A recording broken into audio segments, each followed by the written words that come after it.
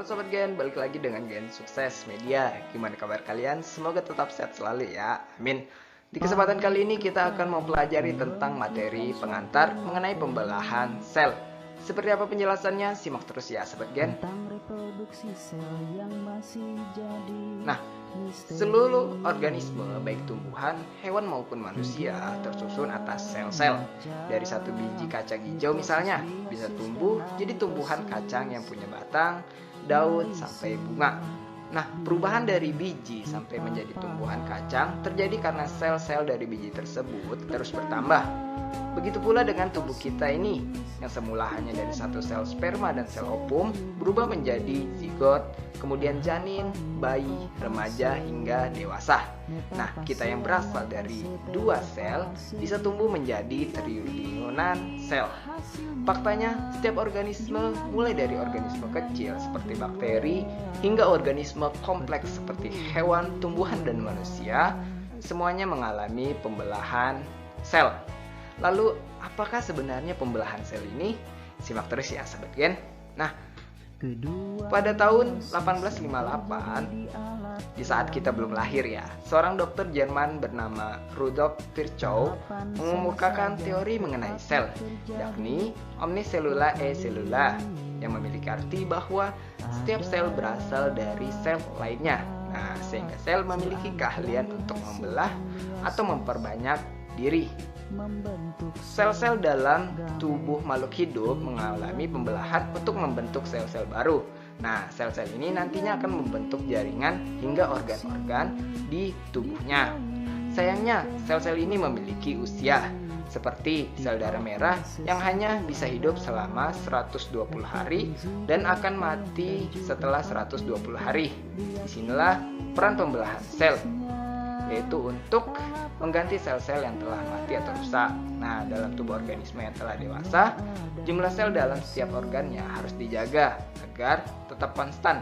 Artinya, tidak boleh ada organ yang jumlah selnya berlebih atau berkurang. Misalnya, jumlah sel darah merah dalam tubuh perempuan dewasa berkisar antara 4-5 juta sel dalam 1 mikroliter darah. Nah, apabila jumlah sel dalam organ tubuh ini melebihi jumlah yang seharusnya, maka akan terjadi gangguan yang disebut dengan tumor. Nah, pertanyaannya, lalu bagaimana sel bisa membelah diri? Nah, inilah yang akan kita pelajari untuk pengantarnya. Karena para ahli biologi membedakan proses pembelahan diri pada sel menjadi 3 jenis, yaitu amitosis, mitosis, dan meiosis. Kita masuk pada pembahasan mengenai pembelahan sel secara mitosis ya, untuk yang bagian pertama. Nah, pembelahan mitosis ini umumnya terjadi pada organisme uniseluler, yaitu organisme yang hanya tersusun oleh satu sel, seperti contohnya bakteri dan cyanobactery.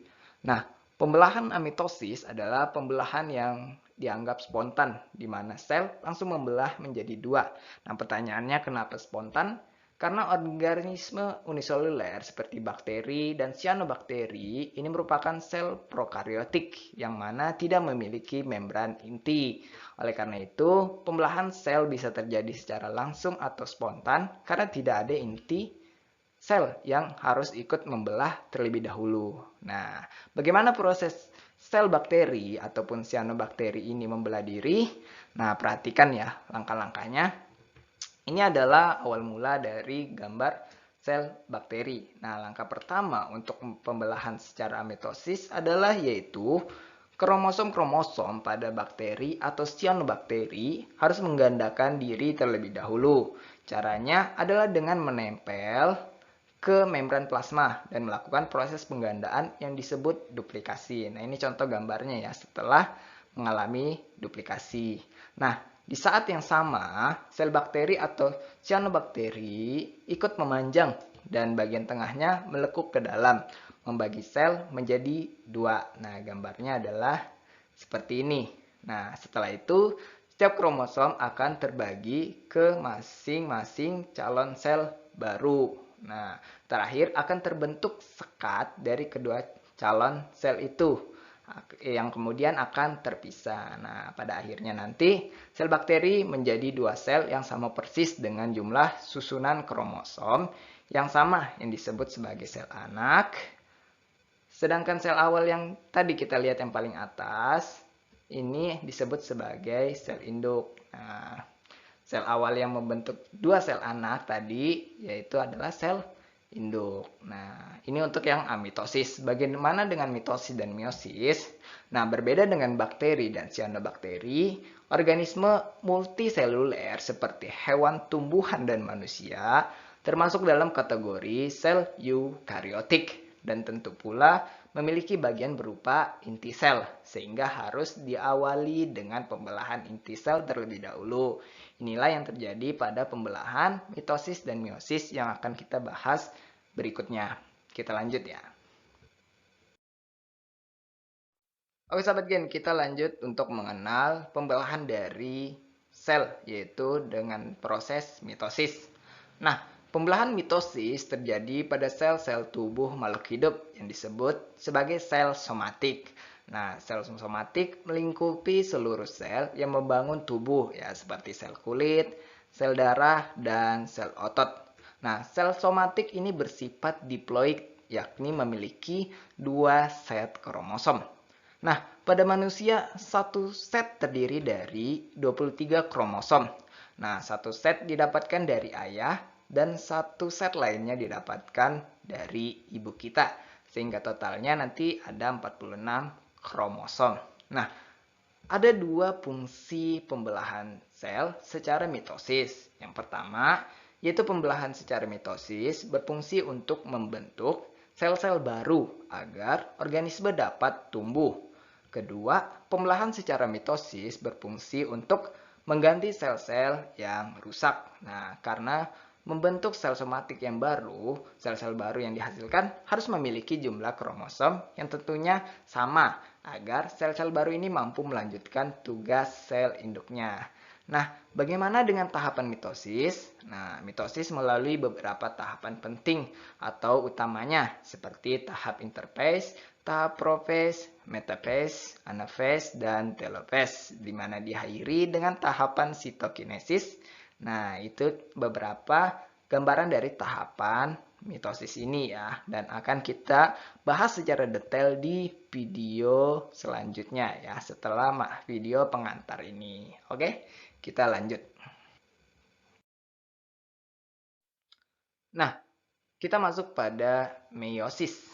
Berbeda dengan pembelahan mitosis, pada pembelahan meiosis, sel induk akan menghasilkan sel anak yang memiliki setengah dari jumlah kromosom sel induk. Nah, ini dikarenakan pembelahan meiosis berfungsi untuk membentuk sel gamet yang bersifat haploid atau hanya memiliki satu set kromosom seperti sel ovum dan sperma yang masing-masing memiliki 23 kromosom.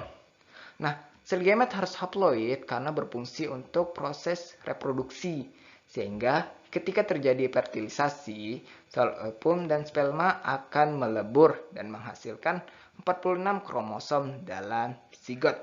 Oleh karena itu, pembelahan meiosis berfungsi untuk membentuk sel-sel kelamin. Pada proses pembelahan meiosis, dari sel-sel indukan yang memiliki sifat diploid akan dihasilkan sebanyak 4 buah sel-sel anak yang memiliki sifat haploid.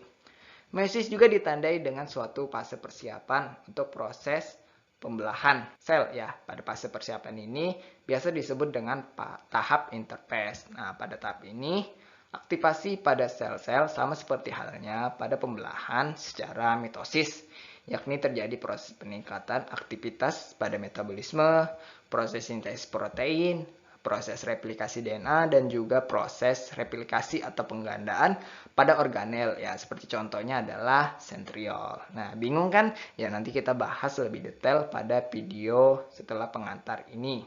Nah, bagaimana dengan tahapan pembelahan sel secara meiosis ini? Nah, tahapan meiosis ini terbagi menjadi beberapa tahap, yaitu meiosis 1 dan meiosis 2 ya, agar tidak bingung untuk membagi dari setiap tahapnya. Nah, dengan rincian tahapannya bisa kalian lihat, yaitu terdiri dari profase 1, metafase 1, anaphase 1, telophase 1, Lalu lanjut kemudian profase 2, metafase 2, anafase 2, dan telofase 2. Nah, ini ada istilah 1 dan 2. Nanti ada juga istilah dibatasi dengan tahap yang namanya interkinesis ya. Itu nanti kita bahas secara lebih mendetail, oke? Nah, baik sahabat Gen, untuk pembahasan mengenai materi pengantar pembelahan sel cukup sampai di sini ya. Semoga dapat sedikit menambah wawasan ini ya sebelum kita lebih lanjut memasuki materi tahapan masing-masing dari pembelahan sel baik secara mitosis ataupun meiosis. Akhir kata, terima kasih dan sampai jumpa.